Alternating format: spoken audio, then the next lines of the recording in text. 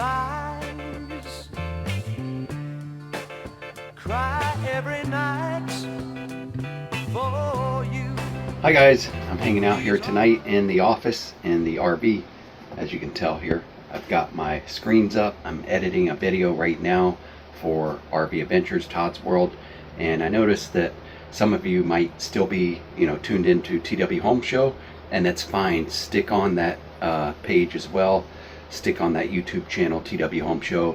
I'll be back on there soon, but in the meantime, make sure you go out and check out RV Adventures, Todd's World, because that's where I'm at now. I'm in the RV, so I'm going to be posting on RV Adventures, Todd's World, because that is what is associated with me right now. But I will be back on twHomeShow soon, as soon as we sell our primary home and we relocate. Who knows where yet? We don't know where we're going to end up.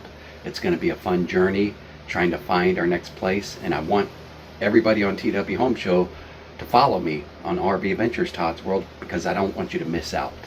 I want you to be right there along with me. So stick around, see me on the other channel, and I'll see you soon. These eyes have seen a lot of loves, but they're never gonna see another one like I had with you. These eyes are crying.